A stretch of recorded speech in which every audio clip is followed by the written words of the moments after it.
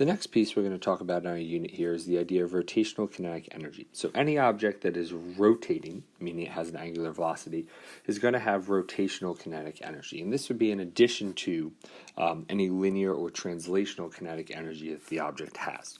So if we have an object that's moving, sliding across a floor with a velocity, that object is going to have kinetic energy. If we have an object that is just in place, say a wheel that's just spinning on an axle with an angular velocity, that object is going to have rotational kinetic energy. And if we have an object that is rolling along the ground, that would mean that it has a velocity for its center of mass, and since the object is rolling, it also has an angular velocity. That object would have both kinetic energy and rotational kinetic energy. The way we're going to go about finding rotational kinetic energy is the same as linear, except we're just going to substitute in all of our angular quantities. So linear kinetic energy was found with 1/2 mv squared. For rotational, we're just going to substitute in our rotational version of mass, which is moment of inertia, and our rotational version of velocity, which is angular velocity. And that leaves us with rotational kinetic energy, still measured in joules because it's still a form of energy. Let's go ahead and answer a conceptual question here. So we have three objects that are all traveling to the right at the same speed. They all have the same mass. A and C are going to be rolling to the right, so they're going to have rotational motion while they're traveling to the right at that speed of v, whereas B just slides frictionlessly to the right. And we want to rank the total kinetic energy of the objects. And the fact that it's total means we're going to consider both linear or translational kinetic energy as well as rotational. So if we think about A is moving, so it has rotational kinetic energy, and it has linear kinetic energy because it's rotating. B is just going to have linear kinetic energy because it's simply moving. C is going to have rotational kinetic energy because it's rotating, and also linear. So what that tells us is that B has to be the smallest value for our kinetic energy because it only has linear. And if we think about how we find linear kinetic energy, 1/2 mv squared, they all have the same mass, they all have the same velocity, so therefore B has the smallest energy. We now need to distinguish between A and C. They both have linear, they both have the same linear because they have the same mass and same velocity. But let's think for a second about our rotational kinetic energy. That's going to be 1/2 I omega squared. And so they have the same angular speed because they have the same radius. However, the moments of inertia are not going to be the same. A has its mass spread evenly throughout, whereas C has the mass around the outside. So that means that C has a greater moment of inertia, and therefore it has more rotational kinetic energy. So our ranking is going to be B is less than A, which is less than C. For part B, I want to know what fraction of object A's total kinetic energy is linear. So first I'm going to write an expression for the linear kinetic energy. That's just going to be 1/2 times its mass times its velocity squared. The total kinetic energy, on the other hand, is going to be the sum of both the linear and the rotational. So 1/2 mv squared plus 1/2 I omega squared.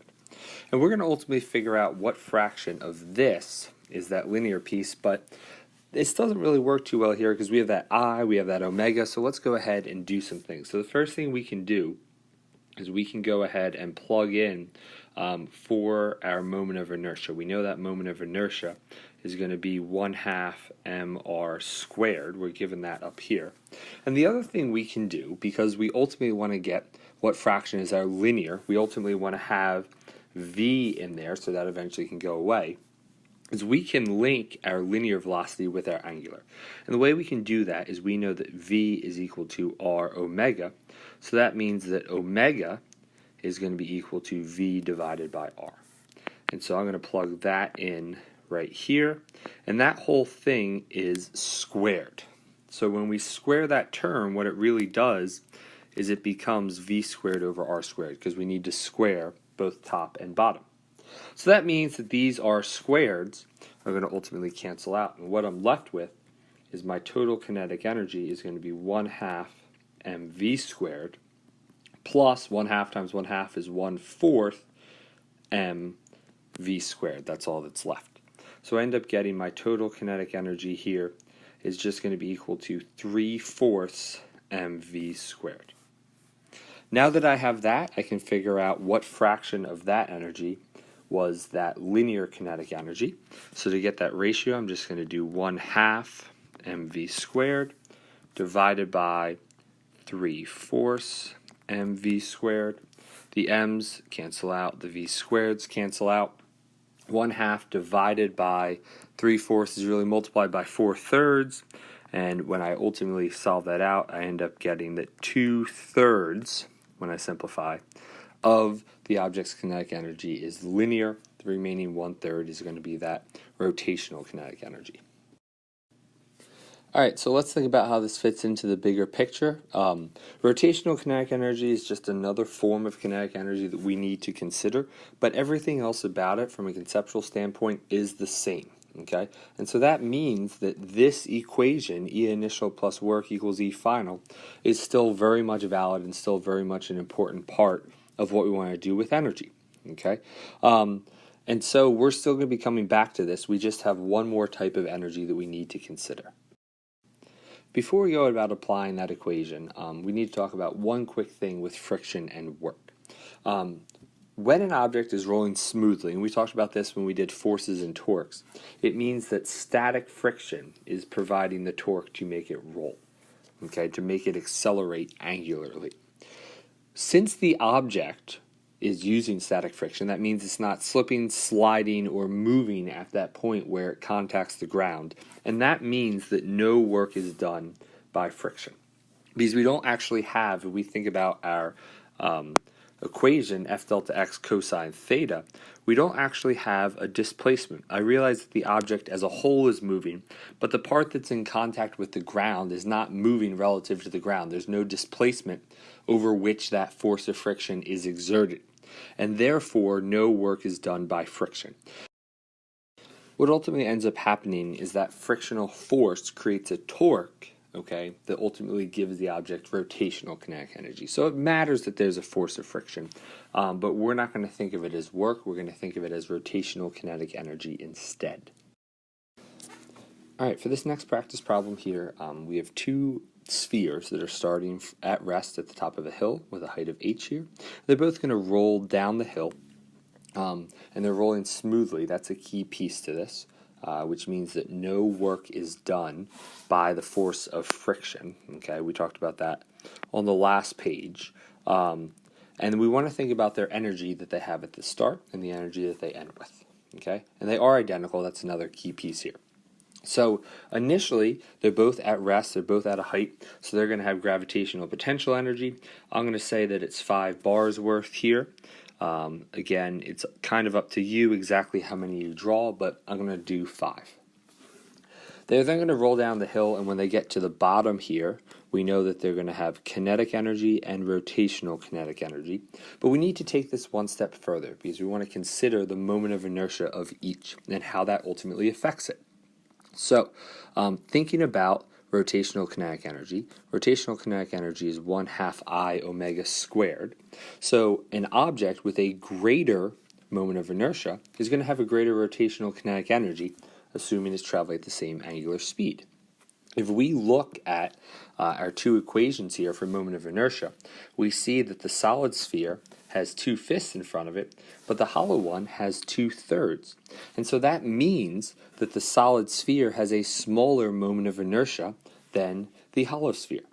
And what that translates to from an energy perspective is less of the energy for the solid sphere becomes rotational kinetic, and therefore more becomes linear kinetic compared to the hollow. We could go a step further and actually calculate the fractions. I'm not going to do that. I'm just going to show it relative to each other. So we started with 5 bars of gravitational potential. For the solid, I'm going to say that 3 bars became linear kinetic, and the remaining 2 became rotational kinetic. But for the hollow, I'm going to flip them because that is a bigger moment of inertia, so therefore more energy will become rotational kinetic. So I'll say that 2 bars became rotational kinetic, while the remaining 3, 2 bars became linear kinetic, while the remaining 3 became rotational kinetic. For part B, we want to explain which one's going to reach the bottom first. We want to explain it using concepts, not equations. The answer is going to be the solid disk, and it's most easily explained going back to that bar chart that we just drew above. We can see that because the solid disk has a lower moment of inertia, okay, less of its initial gravitational potential energy is going to become rotational kinetic, and therefore more will become linear kinetic.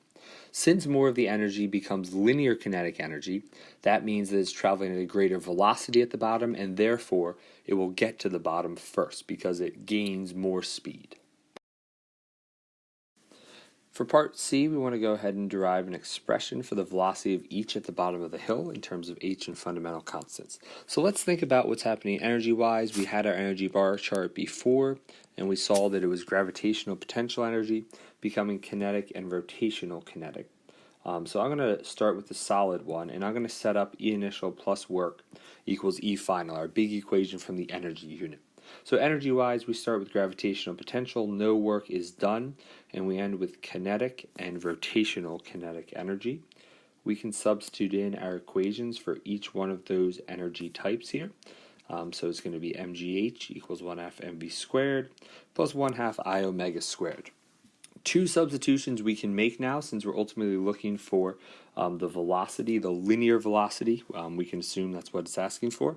The first is we can say that our moment of inertia, I, is 2/5 mr squared when we're dealing with a sphere, a solid sphere that is.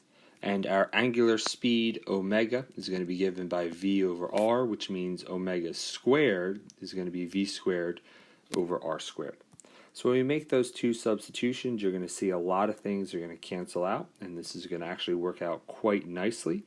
So we have our 2/5 mr squared times omega squared over r squared. And so we can cancel out the r's there. They all go away. We also have a mass in every single term. That all goes away. And what we're left with is GH is going to be equal to 1/2 v squared plus 1/10 or 2/10 v squared. Okay, we can go ahead and combine those terms, and we get that GH is equal to 7/10 v squared. And so when we solve for v, we find that v is going to be the square root of 10 over 7 times GH. For the hollow disk, the only thing that changes is that moment of inertia term, and even more specifically, the only thing that changes is that coefficient there. So I'm going to go ahead and start from that equation, and I'm just going to substitute in my new moment of inertia, which is 2/3 mr squared. Okay, and I'm going to just go from there. Everything's going to still cancel out. The r's cancel out. There's still a mass in every single term. So all that goes away, and I'm left with GH equals 1/2 v squared plus 2/6 or 1/3 v squared. I combine them, and I get that GH is equal to 5/6 v squared, which means that my velocity for the hollow disk is going to be the square root of 6/5 GH. Okay, so 6/5 is going to be less here than 10/7, and so we can see that this one, the solid one, is going to be faster than the hollow one, which corresponds with what we said in part B here. For part D, we want to know if the ramps were frictionless. Would our answer to part B change? Okay, and we want to explain why. And the answer is yes, the answer to part B would change, because if they're frictionless, okay, that means that this whole rotational piece is going to be taken away. If we have frictionless ramps, these objects are not going to roll, and so it's just going to be gravitational potential energy going to kinetic. And because they start from the same height, start with the same mass, start with the same gravitational potential energy, all of that is converted to kinetic, and therefore they will reach the bottom at the same time, because they're simply going to slide down the ramp, converting all of their energy into kinetic rather than rolling. That key difference really came from their rotational kinetic energy and the moment of inertia.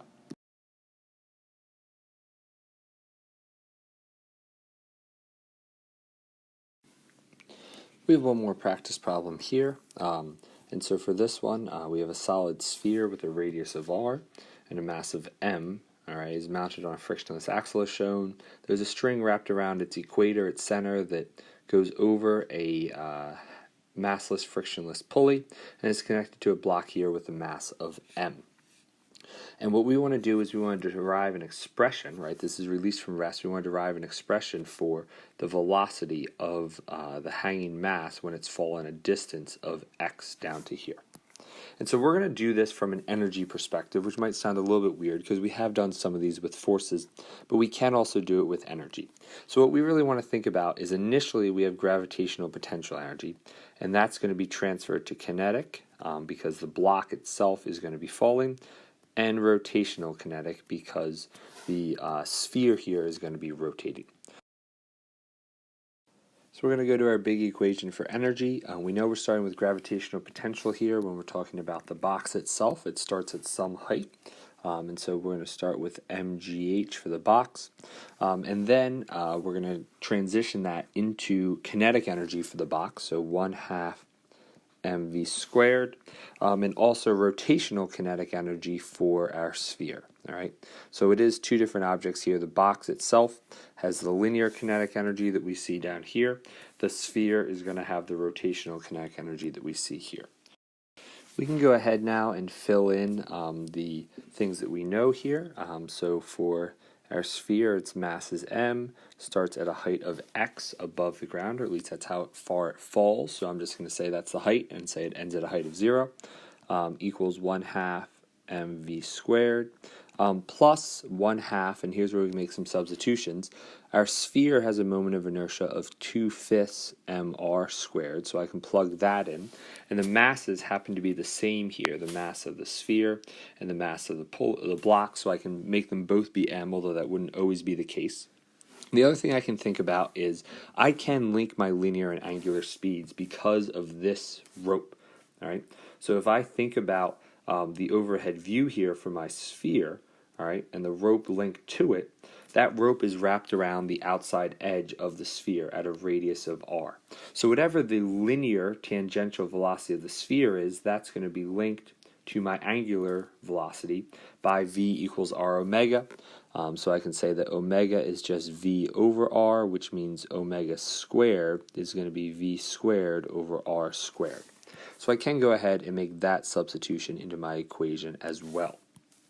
Same thing happens here, the r's cancel out, the masses cancel out, and I actually get a very similar answer to the previous problem. We can say gx is 1/2 v squared plus, this ends up being 2/10 v squared. We combine them and solve, and we get that our velocity here is going to be the square root of 10 gx all over 7. Just one quick point here, take a look at that equation because we're going to do this again with forces and torques, and I want you to think about which one is ultimately easier. We're now going to go ahead and solve this problem using forces and torques. So the first thing I'm going to do is I'm going to identify all the forces I have acting on my objects. So on the box I have the force of gravity and the force of tension.